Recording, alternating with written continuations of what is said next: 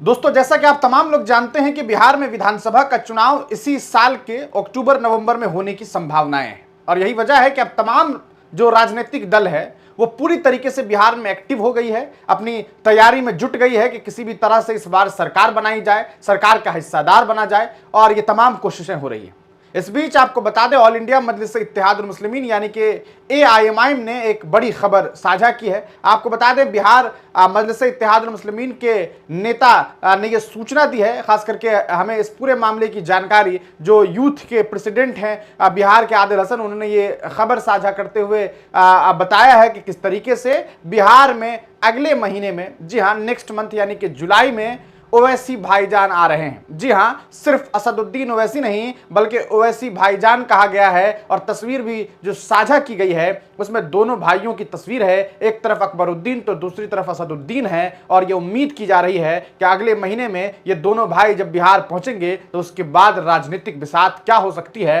आप शायद ही इसका अंदाजा लगा सकेंगे। आप जानते हैं कि बिहार की सरजमीन पे जो लोग हैं वो कितना ओवैसी साहब को चाहते हैं और उनसे कई ज्यादा जो कहा सकता है जो लोग हैं वो अकबरुद्दीन ओवैसी को भी पसंद करते हैं। जी, क्योंकि अकबरुद्दीन कम बिहार आते हैं तो लोगों की ख्वाहिशात भी रहती है कि अकबर साहब भी बिहार आए, अकबर साहब भी बिहार वासियों से रूबरू। लेकिन लोगों के लिए तो ये बड़ी अच्छी और खुशखबरी है, लेकिन उन दलों का क्या जो आज AIMIM के साथ अब तक गठबंधन नहीं कर रही है। अगर इन 2-4 दिनों में गठबंधन तय नहीं होता है तो ये बात लगभग साफ है कि कोई गठबंधन नहीं होने वाला और इसके इम्कानात वैसे भी नहीं है कि गठबंधन होंगे, क्योंकि जो इंडिया महागठबंधन है उसमें जो अलग अलग दल है उनके अलग अलग विचार है और ऐसे में ये बात लगभग साफ है कि गठबंधन नहीं होने जा रहा है। और जब अकबरुद्दीन ओवैसी साहब पहुंचेंगे, असदुद्दीन ओवैसी साहब पहुंचेंगे, तब जब इस पूरे मामले पर बात होगी तो आप सोच सकते हैं क्या लहजा होगा, क्या अंदाज होगा और किस तरीके से